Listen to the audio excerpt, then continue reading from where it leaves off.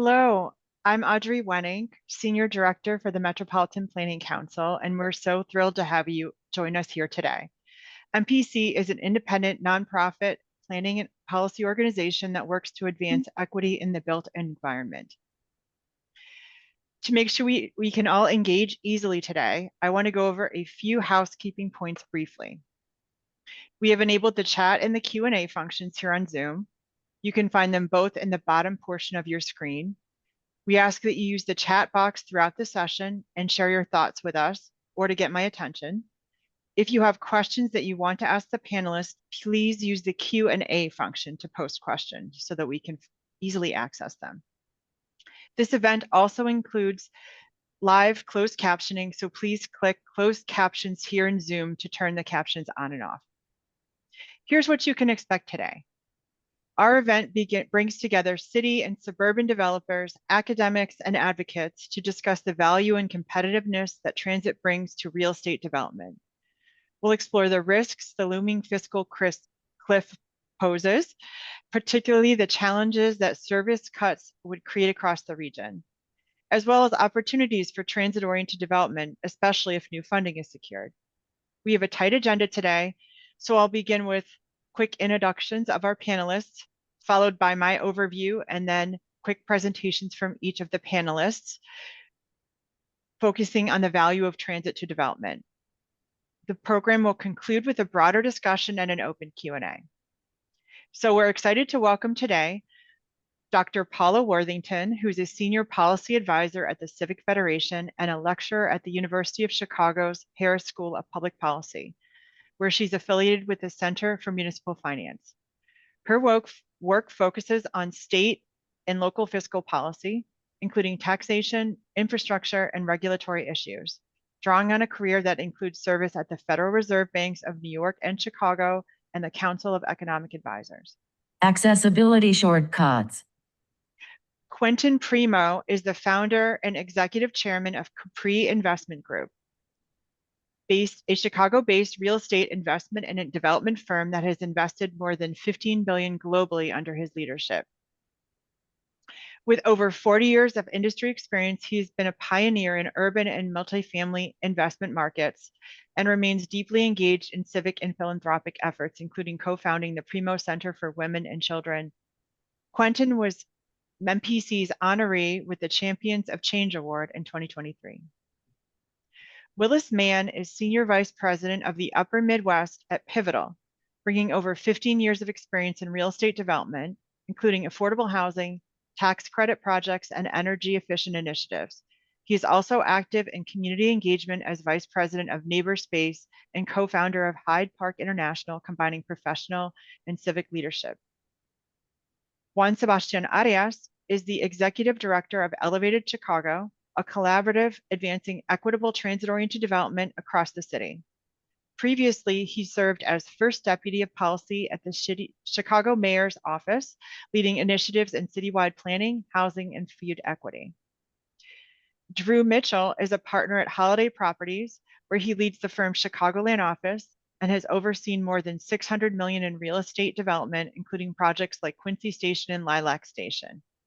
An entrepreneur as well as a developer, he founded Rent Like a Champion and secured investment from Mark Cuban and Chris Sacca on Shark Tank. Now I'll give a quick presentation to set the stage.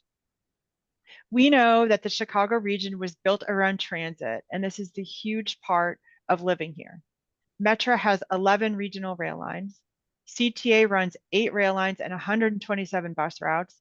PACE provides bus service in 274 municipalities, as well as regional paratransit. And there are more than 1 million transit rides every day in Northeastern Illinois. We want to see ridership continue to grow.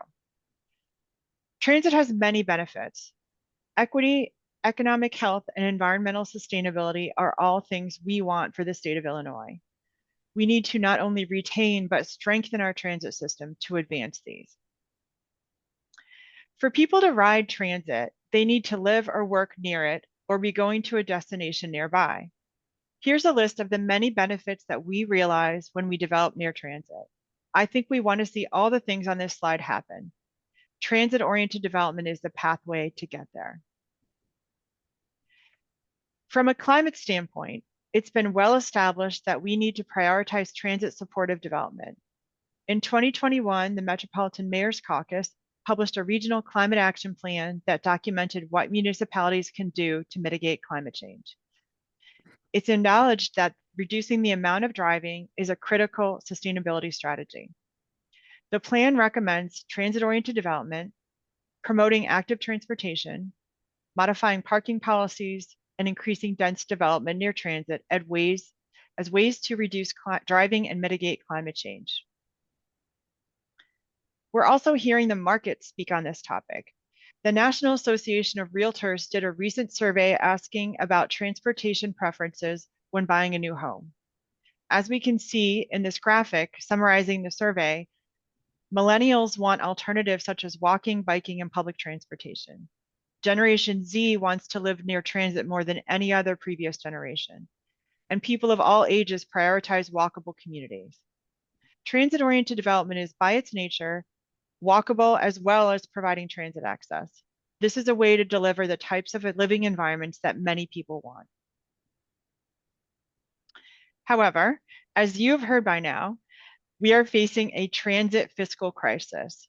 We are anticipating massive transit service cuts starting in the middle of next year if additional operations funding is not provided for transit by the Illinois General Assembly.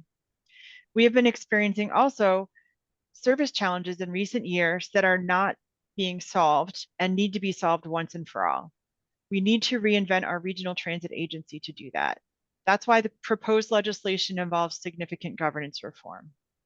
And also I want to highlight that by one measure, Chicago is ranked #3 worldwide and #2 in the US for traffic congestion.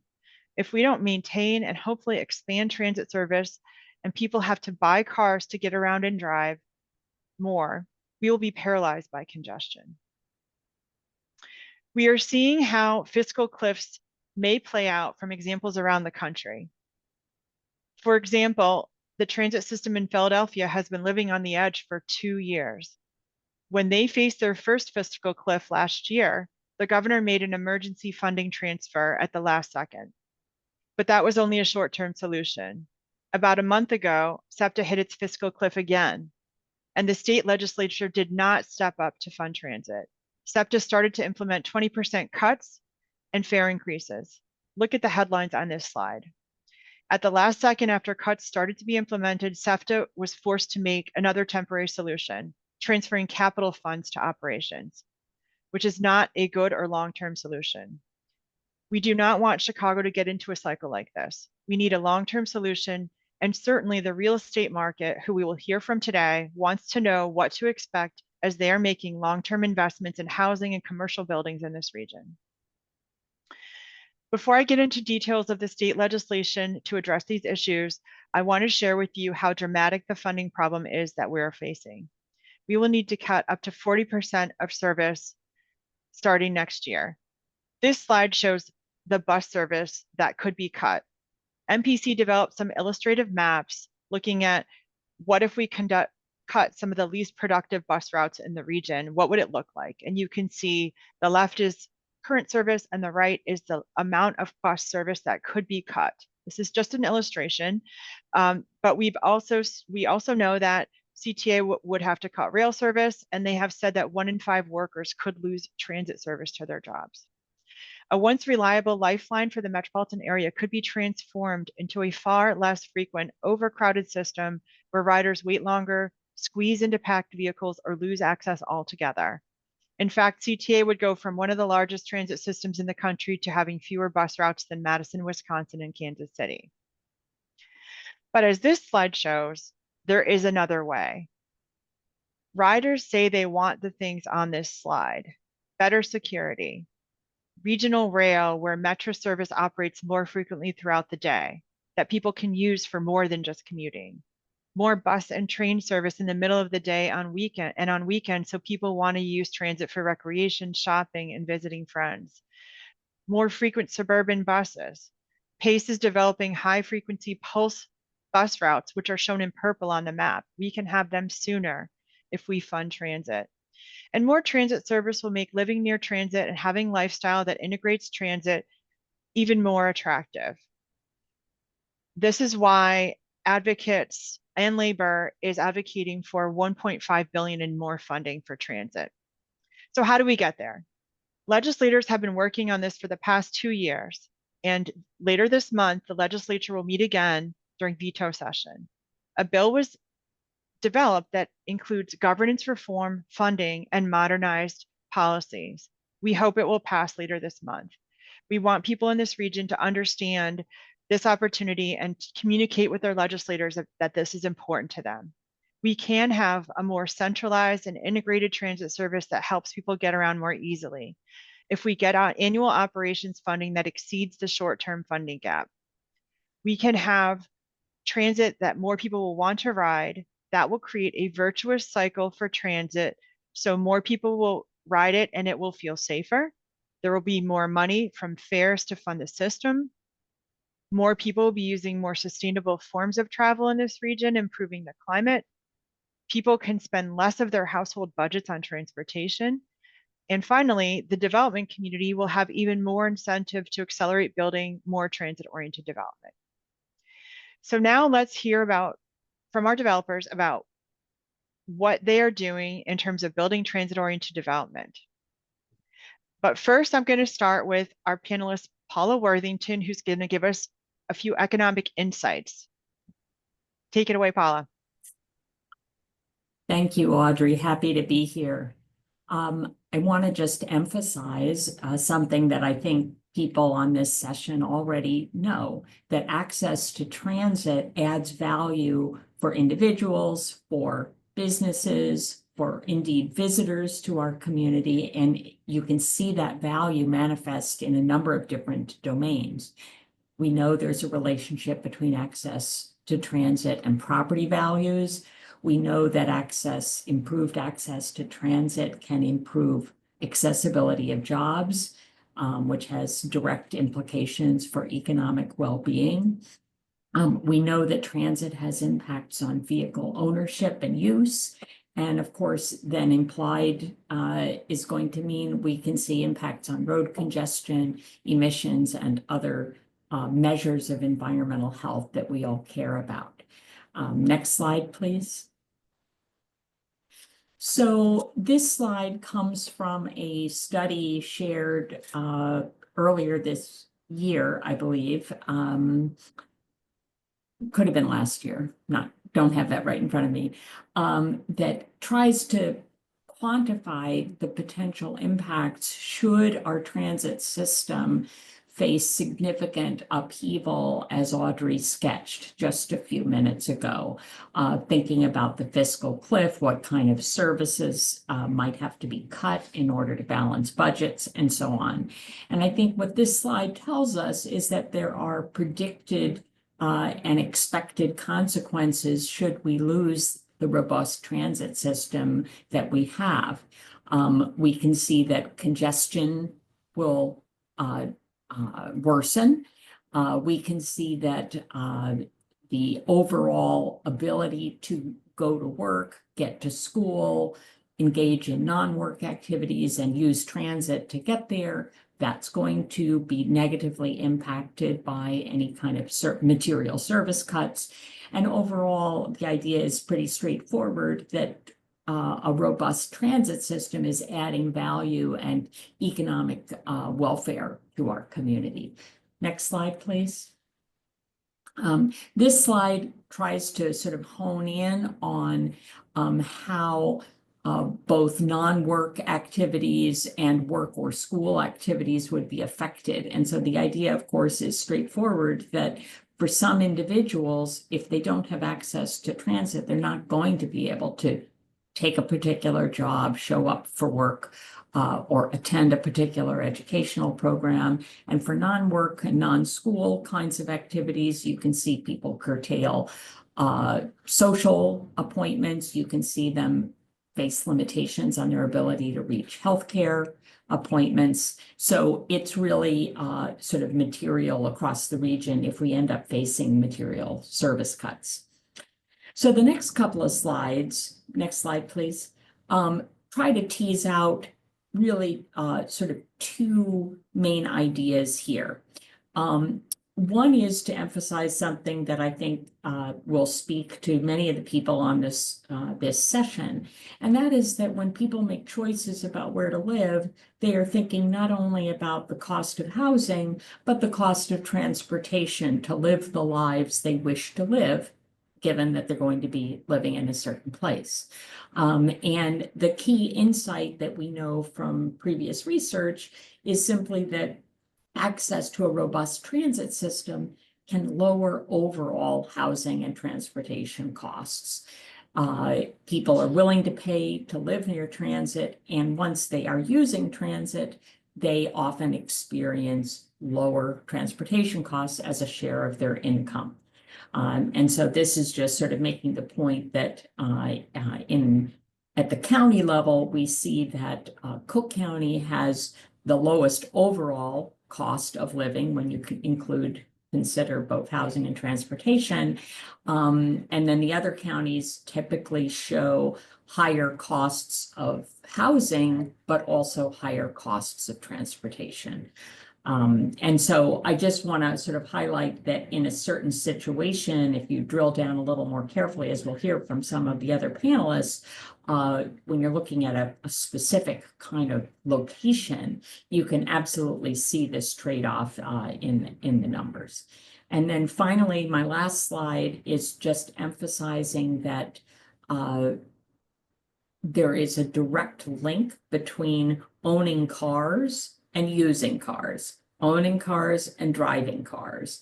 And so once an individual owns a car, the marginal cost of using that car to get to a certain location is very, very low. And so what this kind of idea implies is that policies that are aimed at that extensive margin, that choice about whether to own a car or not, are going to be particularly effective in limiting the growth in ownership, number of vehicles in a given area, and how many miles they're driven, which means, good things for congestion, for emissions, and all kinds of other things. So with that, I think I'll close and simply turn it over to my fellow panelist, Quentin, who will tell us about his work. Thank you, Paula. Obviously, access to transportation network was important to any development that certainly we've done over the many years. But for Google, it was one of three reasons that we believe that they are expanding significantly from Fulton Market into the Central Loop. And those three reasons were first, just the overall iconic architecture of the Thompson Center. As we all know, it was designed by Helmut Jahn, considered a postmodern masterpiece. Not everyone liked it, obviously, or likes it, but I think everyone will be able to rally around Google's vision of what the property will be.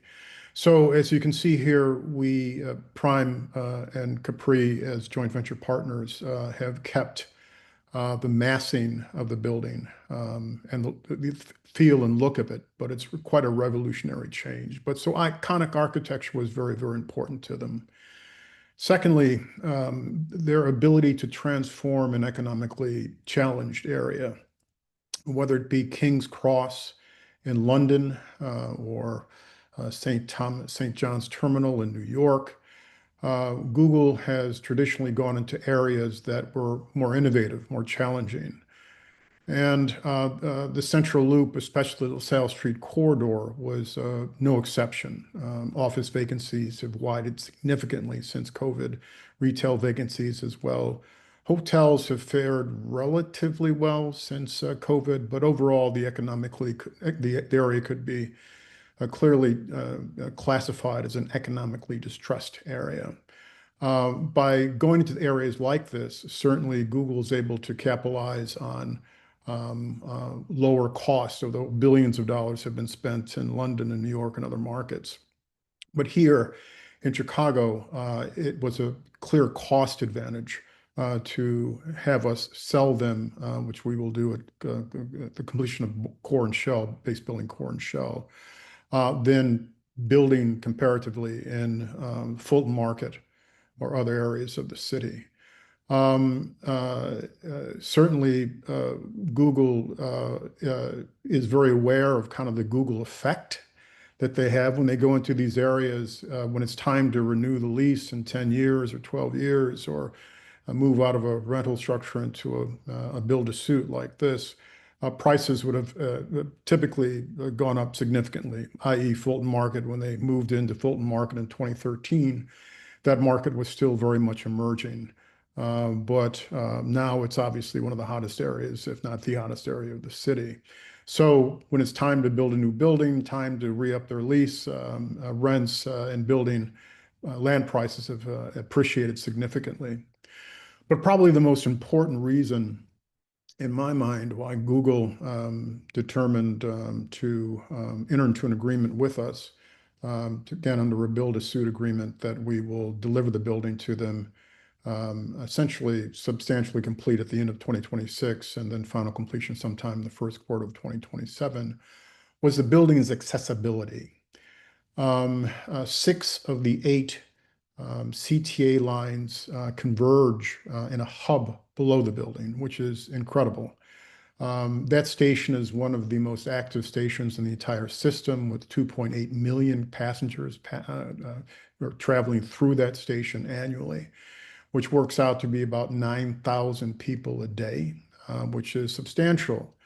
Certainly, there's still a great deal of upside potential, and these are pictures of what our initial imagination of what the station would look like. Google, realizing how important the station was to the city and to this project, agreed with us to basically finance the entire rehabilitation and repositioning of the station at their collective costs. We will move the entrance from Lake Street to Clark Street. It will be much more visible, have much greater light, not being under the L tracks, and the flow of the station will be significantly improved. So as Google has made civic gestures, across the world, this is one minor but very, very important gesture that they're making here, that transportation is indeed important. And obviously, as an organization that is committed to a diverse and vibrant workforce, having this accessibility is of critical importance. So with that, let me turn it over to Willis.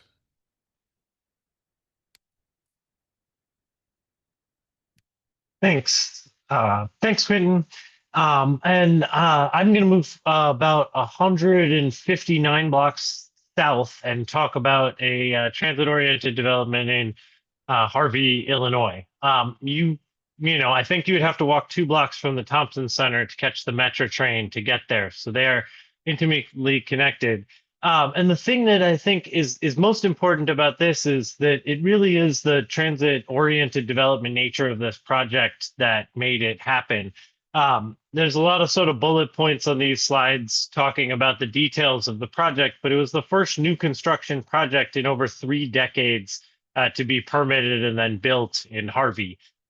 We had to work really hard to get it done. We had to get support from a number of partners, secure 9% tax credits, project-based vouchers from Cook County Housing Authority, and support from the Economic Development Department of Cook County, and others to really make this happen. But it was the TOD redevelopment plans and the actual existence of the Harvey Transportation Center connecting this particular piece of land to a really robust network of the south suburbs, and of course then through to downtown.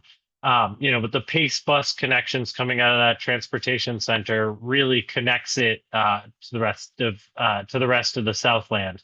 And so if we go to the next slide, there were not 1 but 2 corridor studies done here to spur revitalization of the 154th Street corridor and the Harvey Transportation Center. The Harvey Transportation Center itself was completely redeveloped. In bus service in and out of there was actually increased. It is a hub for Pace buses throughout the Southland to connect to the metro station there at 154th. All of that is literally across the street. I like to joke that you could fall off the roof and land on the metro station. It's probably not true unless you've got a little bit of bionic legs, but it is that close. So it truly is transit-oriented development. These redevelopment plans weren't just, pulled out of thin air. They were both supported by regional transportation authority partners or entities or funding directly from the RTA to make them happen. And I think that's an important thing to think about. It's not just the actual transportation that made this a desirable place to live and a desirable place to build a rental housing project. It was actually funding from these agencies that made these, that created these studies, that attracted the developer, in me, and that made it possible to make the case to those funders that I mentioned earlier, who helped make the project possible. It was not easy to convince any of the partners, whether the governmental partners or our first mortgage lender, that 154th Street in Harvey was a prime opportunity to invest in. But both of the plans laid out a vision, resources, and strategy for revitalization to take advantage of the incredible asset that was the transportation in that Harvey Transportation Center. So that's what made it happen. And I think we have to think about, the loss that happens when transportation, if and when transportation in our region is reduced. It's going to hit some areas harder than others. And we need to think about what that means, not just for the people who live there, but for the development opportunities in those communities as well. And with that, we'll head back north. I don't think you can get to Harvey with just one train, but we could definitely get to Juan Sebastian's neighborhood. I'll turn it over to Juan Sebastian Arias from Elevate to talk about his projects in the city. Thank you, Willis. And I'm trying to think of the train line route to connect back up here. But just to introduce myself a bit, as you all heard earlier, Juan Sebastian Arias, Executive Director with Elevated Chicago. Elevated Chicago, we're a multi-sector collaborative that has come together, bringing together leaders and organizations from across the city who work together to promote equitable transit-oriented development, or ETOD. And fundamentally, we believe in the opportunity that public transit presents for more people-centered, walkable, and equitable development. And we believe in the importance of building walkable, vibrant communities connected to public transit, because we know that we all benefit when more people can afford to live and work near transit with all of its benefits. Now, I am, as a representative or as a leader of a multi-sector collaborative, I'm not a developer myself, but we do work with a number of groups and folks across the city. And so we thankfully have, I'm able to speak to a few different projects that have been led or supported by different members and partners within our network.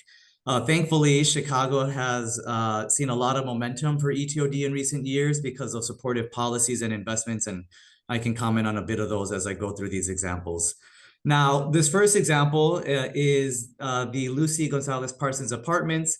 This is right off of the Logan Square Blue Line. So I suppose from Harvey, you could hop on you could take whatever train routes or transit routes you need to get to the Blue Line. And this ETOD project is really a beautiful example of the potential of ETOD. So this is 100% affordable housing, 100 units of affordable homes ranging from 1 to 3 bedrooms. And this development was developed on a underutilized public land. So this was actually a city-owned parking lot that was right next to the Logan Square Blue Line. It took a lot of work, organizing, advocacy over 8 years to get to the opening date. There was there was deeper community engagement processes that MPC was a part of that identified what is the big need for this neighborhood. If maybe several of you are familiar, many of you are familiar with the gentrification and displacement pressures in Logan Square, and so affordable housing was the #1 need that arose.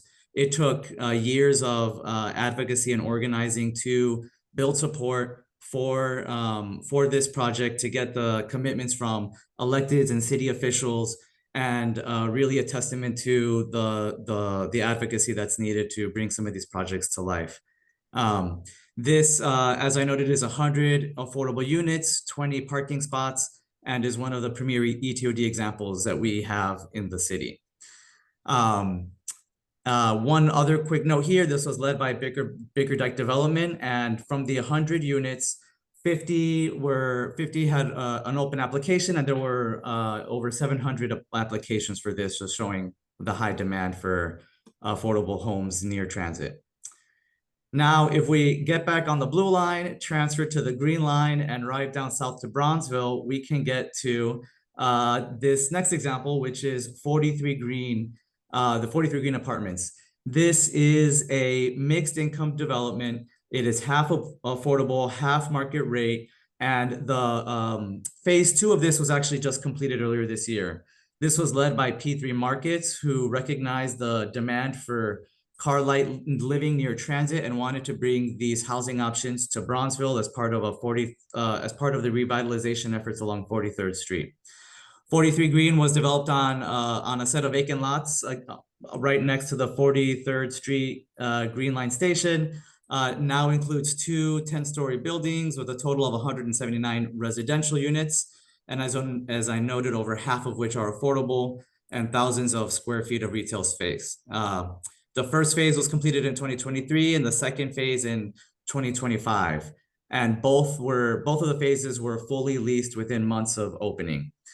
And before I move to the next slide, I do just want to emphasize the importance of having both some public investment in both of these projects and the importance of having supportive policies. So both of these developments, 43 Green and the Lucy Gonzalez Parsons Apartments, were able to benefit from having flexibility in how much parking they were required to build within these developments, given that they are right next to and within walking distance from transit stations, which in the end kept the construction costs lower, kept the housing costs lower, and contributed to a more walkable and vibrant neighborhood, while also supporting hundreds of residents with increased access to jobs, to life essentials, to amenities, everything that you can get to when you live next to a public transit option.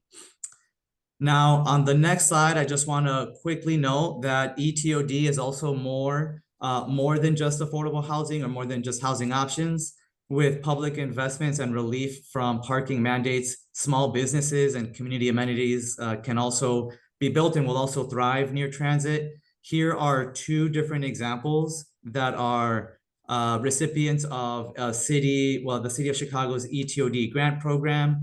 Both of these opened their doors within the last year, and both of these also benefited from having some flexibility in what would otherwise be the parking that they would be required to build.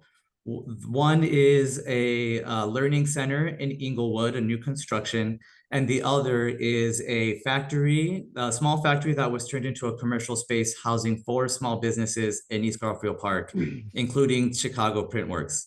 And that second example, if you can imagine, this is a former factory that was already built out. And so when they were looking to renovate the space to house these small businesses, there was no space on the lot for them to build the required parking spots that were included in the zoning code. And so having some of that parking flexibility that's within the Chicago's zoning policy was really beneficial. And I believe with that, I am about to pass it on. I do actually just want to make one last note. You can find a little information about Elevate Chicago here. My last comment is that we're very excited by the opportunity we have as a region to gain new tools and resources to support ETOD. As Audrey mentioned at the beginning of this webinar, if the proposed reforms pass to empower on the proposed future regional transit agency, NETA, they'd be able to work with local municipalities and communities to support community-driven development projects, ETOD projects, and we're very eager and excited for that, to have that new resource and tool as a region. With that, I'm going to pass it over to the next panelist, Drew. Thank you, Juan. I really appreciate that tee up. I'm really pleased to be here with this distinguished group of panelists today. Thank you, MPC, and thank you, Audrey, for pulling this together. My name is Drew Mitchell. I work with a company called Holiday Properties, and I manage our suburban Chicago office. We are a product agnostic, geographically focused developer. We touch a lot of product types, but my favorite food group is transit-oriented development. I just love it. I'm passionate about it, and I've been professionally engaged in this space for roughly 15 years.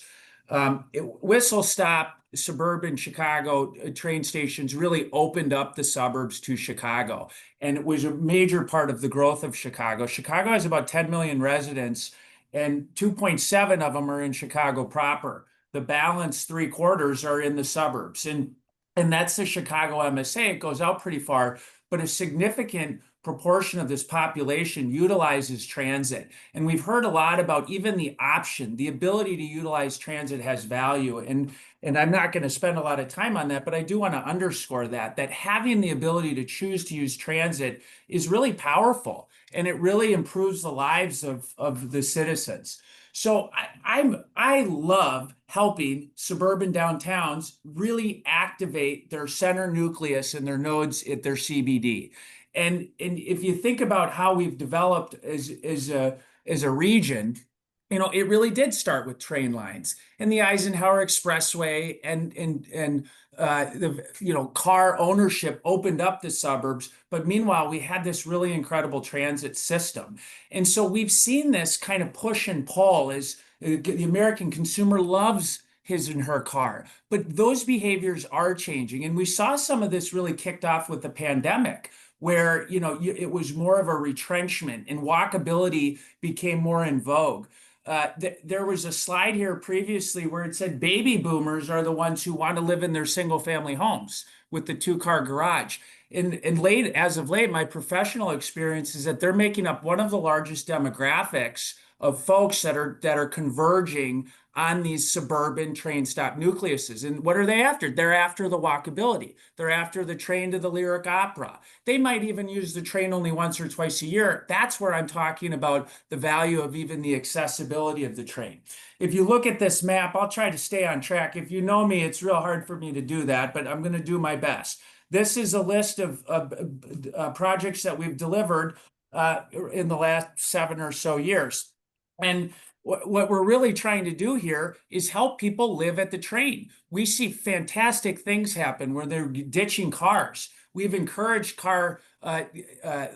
losing a car in your family when you move into our building, and there's ways to do that. One is we were the first developer to bring Envoy, which is like Zipcar for building ownership. So you live in a Holiday building and you can take the elevator down and check out a Tesla Model 3 and use it for the day. And these are the things that are providing optionality.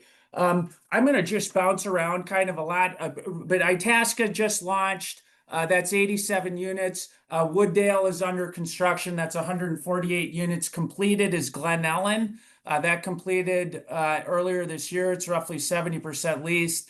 And then Lilac, Burlington, Quincy, those are all stabilized. Each of these projects wins awards in its community. Westmont's an example where there were 30 to 35 commercial vacancies in the CBD before we launched the project.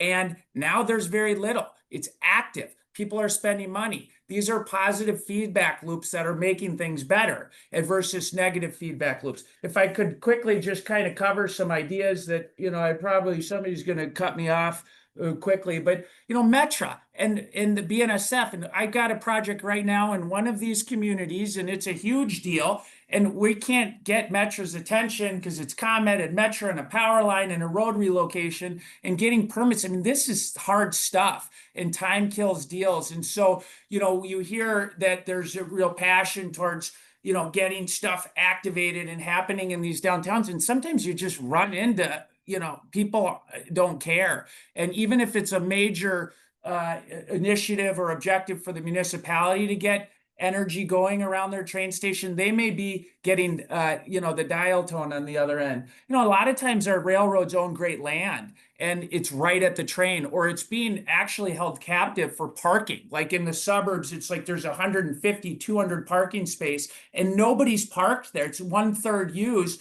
Doesn't that want to be housing and retail and business at the center of the nucleus? If so, why does our transit system have that really, really amazing, fantastic real estate captive? We run into problems with differing codes by community. That makes it real hard to kind of underwrite stuff. I really, really prefer to be right at the train. And we believe quality investment begets quality investment. And if you do a really incredible project at the corner of Main and suburban Chicago, it will start to have dramatic and positive benefit on the stuff around it. This changing behavior, we have renters by choice, not by need. This is a new thing. And it's just, I don't know. I'm just super excited to be here. God, it would be absolutely tragic if our transit system lost funding. Wouldn't it be tragic if the same thing that opened up the Chicago suburbs to population growth and business and commerce and entertainment was the same thing that took us down? It scares me. So I really appreciate us getting together and talking about this important topic. This is just really cool pictures. We really try to activate, make our buildings beautiful. We like to call them art. They are living, breathing assets.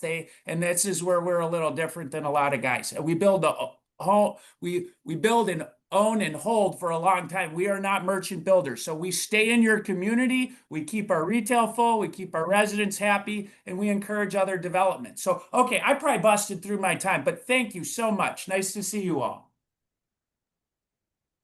Thanks, Drew. We love your energy and all your ideas. And we're going to bring the panel back now so we can have a bit of a discussion. I want to remind those that are watching us from their computers that this group is wanting to take your questions. So please find the Q&A button.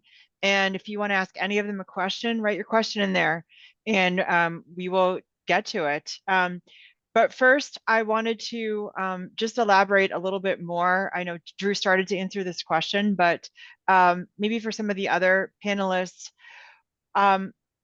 what do you think would happen to kind of the development community in this region if our transit system fails to secure additional funding and there are 40% transit service cuts?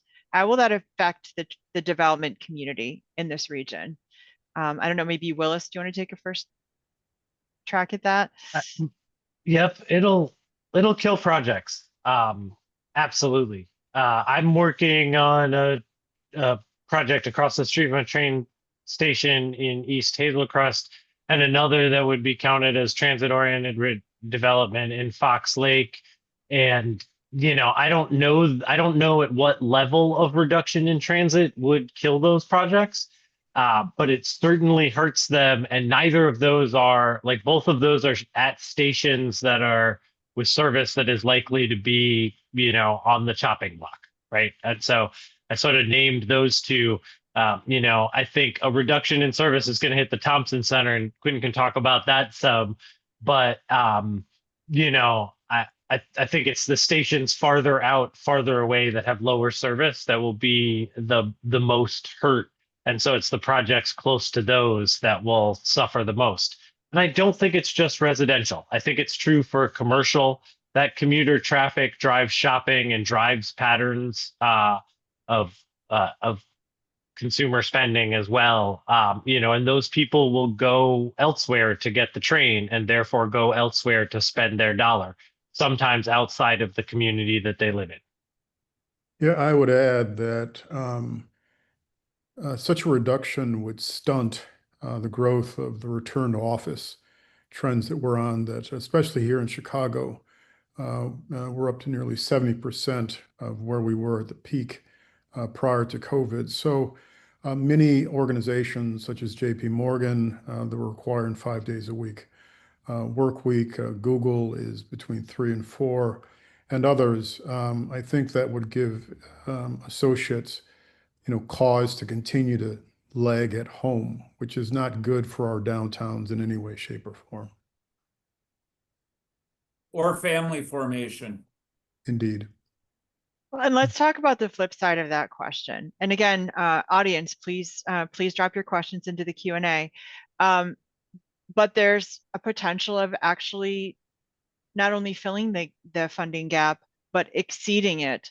There's been a lot of conversation about how what we have right now isn't enough. We have metro trains that are, 2 hours apart in the middle of the day in some suburbs.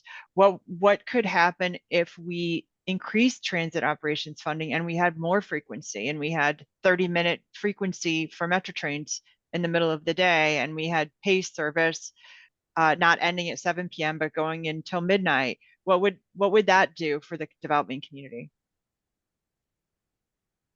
I guess I'll go. It would be incredible. I mean, I think there's an allocation of scarce resources that is probably thoughtful. And, Willis said maybe the furthest train line doesn't get a stop anymore because its ridership is 2. At some point, there's diminishing returns on certain elements of transit, and reallocating our scarce resources towards where we're going to get the biggest bang for our buck is kind of just intelligent running of an organization, and it's intelligent allocation of resources. But ultimately, there's something really important here, and I keep going back to this negative feedback loop or positive feedback loop. And I'm sorry, my simple brain is so stuck on this, but it's about what direction are we going? And if you start to reduce transit on the whole, generally, holistically, people start losing options. I saw a slide earlier that said we are 35% commute time. It's the second worst in the country, the third worst in the world. Hey, what happens when we start getting rid of more trains? It gets worse. And so this is where it's really, really frightening to me as a developer, and investing resources. And all these developers know, I mean, if a project fails, the bank gets your house. I mean, this is a risky business. We're not trying to innovate a lot. And that's a whole nother discussion, but ultimately it would be ruinous. And so this is where I love the creativity of what if we actually could do more, because I do think you get into this positive feedback loop system where the pie ends up getting bigger. Right now, you can't go see a Cubs game from the suburbs at 1 o'clock and take a train right now because of exactly what Audrey's talking about. The Cubs just won, so I had to make some sort of reference. But, guys, I don't know. It really scares me. You know what else scares me? Property values. I mean, look at how trains have opened up property values and created the ability to finance these expensive construction projects because you're going to be going somewhere with it. That all starts to go away. So I don't mean to be Chicken Little, sky is falling, but it's terrifying for a region where rail and transit opened us up to start to be contemplating significant 40% cuts in that is alarming. It should be headline news stuff. I agree with that. And I also want to add, I think we heard this stat earlier in public transit. There's a $13 return in economic activity. And we also know that currently people want to live near transit with the current public transit service levels and reliability. And so if you can picture, if people knew that they could rely on a metro or CTA train or a bus showing up within 10, 15 minutes of when they needed it, more people would want to live near transit. More people would choose to ride transit. They would be saving more money from not having to own cars and all the other costs that come with car ownership. And so even just especially at the individual level, at the household and family level, you'll have more resources and more time that be able to contribute to or take part in the local and regional economy too. So I think there's clear benefits for not just real estate development, but just for overall family and household quality of life and well-being that investment in transit brings. And if I could add that there's 300, the daytime downtown working population is 350,000. But as I said earlier, the traffic, those that depart and arrive at the Clark Lake Street station is only 9,000 a day.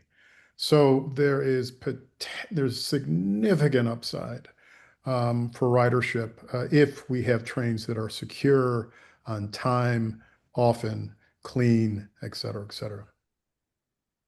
Yeah, and I think one of the benefits that no one is mentioning of increased ridership or isn't calling out specifically is it also reduces other transit times, right? It cuts down traffic because you're taking those cars off the road, right? People are commuting to the downtown area by one version or another. And that slows down commerce in a lot of ways, not just because people are sitting in their cars, but all that traffic has trucks and, you know, goods are sitting on the road not getting where they're going, and I think that's an important part of the transit ecosystem that gets caught up in, you know, rush hour, right? And more people downtown is a safer downtown. Yes. And if I could just add a couple of points there to reinforce some of these ideas. Audrey highlighted the fiscal cliff, the revenues problem, the operating budget gap problem we have, and the possibility that if we don't fill it, we're going to end up with service cuts. And as Drew says, there's a positive feedback loop, and Willis's comment feeds right into that. If you Yes. can attract more riders, you're actually going to attract more revenues, collect more revenues, operating revenues into the system. And that then sort of leads to diminished pressure on other sources of funding to keep our trains and buses running. So the positive and virtuous feedback loop delivers benefits on the economic front, on the environmental front, but also on the fiscal front. That was awesome. Thank you. Let me ask you one other question about just policies in general. So there were some references in the presentations about having flexibility, parking policy flexibility, et cetera. That's a hot topic. But if policies allowed you as developers to customize your parking supply better to each project and context, and you didn't have sort of set minimums that were like standard for every place in the region or every place in the community, and you had more flexibility. How does that make it easier for you to build projects, and how does it make it more affordable? Go ahead, Drew. Okay, all right. I mean, it's one community might be you need 2 parking spots per unit, and then the next community over is 1. Not even understanding that playing field does make it creates a due diligence requirement up front to even understand what the playing field is like. There's really great data, and I think it's census data on car ownership near train stations. And so we've leaned into this with like traffic consultants like KLOA, and where we can prove to you if you're a half a mile to a mile from the train, if you're more than a mile, it's like 2 cars per home. And then but when you get within a quarter mile of the train, the car ownership falls off a cliff. And I actually think we can be further encouraging that. We have this really interesting thing that happens when we have empty nesters moving into our building, and they're coming with 2 cars, and they're used to being able to come and go as they please. And they realize, look, we can use just 1 car now, but they're not realizing until they've been there for 3 months. And so there's this behavioral thing going on, but absolutely, we need to be discouraging car ownership near our trains. Think about putting the onus on the building to incorporate a 1.5 parking spaces per unit.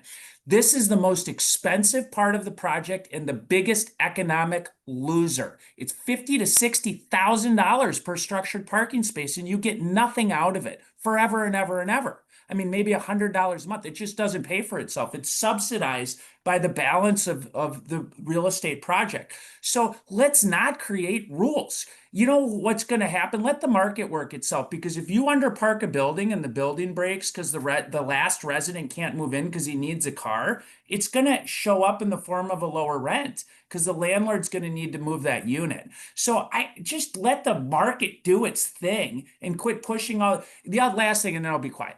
We want parking problems in the suburbs, unlike downtown. There's communities, there's nobody there, and you go and you're like, where is everybody? And they're like, oh, we got all this extra parking. It's great. No, you want a parking problem. You want people to have to feel like they have to get out of their car and walk a half a block, like Downers Grove or Elmhurst or Wilmette, or I could keep going. I got to park and walk. So there's a weird kind of push pull on that. I don't know if I even answered your question, but I sure got excited. Thank you. We would say, Drew, you're spot on, but I would say that downtown costs per stall are anywhere between $75,000 and $100,000 now. So eliminating 100 spaces is $7.5 to $10 million, which is real money. Which can be passed on to the consumer, to the renter in terms of lower rents. And of course, there's also the affordability requirement that typically in any sort of plan unit development or plan development ordinance that would have to be received. That also is a cost element that is not as profitable as one might like it, but it's very important to the overall system and to the community. So you have a tremendous cost pressures, and I agree that parking is one area that is not really needed in an urban, active, vibrant scenario. And if reduce can produce much economic benefit that can be passed on to consumers. That's what I Thank meant you. to say. Thank you. Thank you. Amazing. There's another, I've seen some questions in the Q&A now. If transit agencies were given, as part of potential new legislation, the ability to develop some of their land holdings around transit, would the private developer community be interested in working with these government agencies on residential and mixed-use deals? Absolutely. And it happens. It's just requires proactivity on the part of the developer or the municipality. I think if the transit system, and if we could get BNSF and UP to just do an inventory of their land, I bet they have a couple of pretty fantastic parcels that they don't even know that they have that are right at Main and Main. And or rethink that parking relationship between, because Metro, they sort of look at their parking as, if we don't have that, our business dies. Because how are people going to drive here and get on it? Well, what about all the people that live right here or could live right here and get on the train? So it's just backwards thinking. It's old school thinking. There's a little branding, like there's a train game between Hinsdale and Downers. All these high schoolers are getting on the train, but you know what? The train doesn't run when they need it to. And like, couldn't we have a train that is creating adoption behaviors? It's just be human. I would like our metro system to be more human. When a mayor of a community says, I can't get him to call me back, it's just not, it could be better. That's that. Thank you. I would echo that. There are absolutely development opportunities in their portfolio for all kinds of projects, right? Some of them might be residential, some of them might be commercial. I think you just got to inventory the real estate and ask the development community. But I think, I think there would be overwhelming interest. It would be a question of picking the right projects and the right developers to really bring it to fruition, rather than a lack of ideas or interest. Yeah, Willis, somebody asked if suburbs are aware of this problem, and I think the answer actually is sort of unequivocally no. I feel like they wake up, they have their Cheerios, and they're ignoring the stuff that's happening in Chicago. And so I don't know how we wake them up on this, but I actually think a big part of this solution is reactivating suburban train lines. It's getting these residents that are in the suburbs to Quinton's building, to Google, and making that feel more accessible. And I have a dumb idea, but hey, I'll share it. What if we created a sales tax increment financing program right around train stations, 2 or 3 blocks, and you froze the taxes, and then you could redeploy that right into that super nucleus? And you're not stealing from the school districts. And I don't know, Indiana did something like this, and it seems to be working. So there's probably some creative ideas that go beyond sort of the, I don't know, my own intellectual capacity. But c'est la vie. Thank you. But I think you're right, Drew. You said it before. There's 7 million people in this metro area that live in the suburbs. And I'm not even sure people in the city know about this that much. I mean, I think people who get on MPC webinars probably do, right? Yeah. But I'm not entirely sure that the other dads at, drop off at school have any idea. And half of them are going to the Brown Line in my neighborhood. And I don't think they have any idea that this fiscal cliff is even on there, because unfortunately it's not being talked about very much in the mainstream. Or at All least right. not in my feeds. So tell your friends, I guess, was my closing point there. Yes. Please, because I know the people who are on MPC webinars know and care. Yes, I do. But Yeah. but that is a small portion of the population of the city, unfortunately. Yeah, thank you. So we are as I knew, time flew with such a great panel and such great conversation. We are, the first week of veto session is next week, and the second week is the last week of October. So this is going to be coming up for real debate in the next couple of weeks. So please, I'm going to put up, we're going to put up our contact slide here as we wrap up, so that you know how to reach out to me and to MPC if you have additional follow-up questions. And we want to thank our panelists for joining us today. This was a very informative panel. We appreciate your leadership on real estate development oriented towards public transit. Please keep an eye on our social media. There will be 2 more events in this series about transit-oriented development coming up in the new year. And go tell your friends about the fiscal cliff. So we'll leave it there. Thank you. Thank you. Thank you. Thank you.